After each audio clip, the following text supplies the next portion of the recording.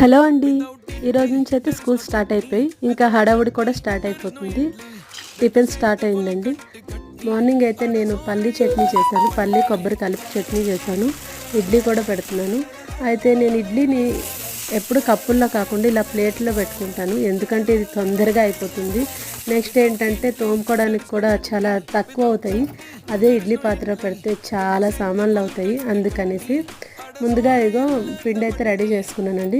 ప్లేట్కి ఆయిల్ కానీ నెయ్యి కానీ రాసుకోవాలండి. రాసుకుంటే క్లీన్గా వచ్చేస్తుంది తీసేటప్పుడు, అసలు అంటుకోకుండా. అందుకని నేను ఎప్పుడు నెయ్యి అప్లై చేసుకుంటాను.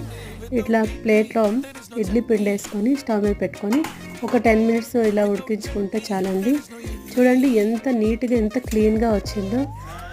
మా సైడ్ అయితే ఇవి కుడుములు అంటారండి. నేను మ్యాక్సిమం ఇలానే ప్రిపేర్ చేస్తాను. ఎప్పుడో బయట వాళ్ళు వస్తేనే కప్స్లో పెడతాను. ఈ వీడియో కనుక నచ్చినట్లయితే లైక్ చేయండి, సబ్స్క్రైబ్ చేసుకోండి.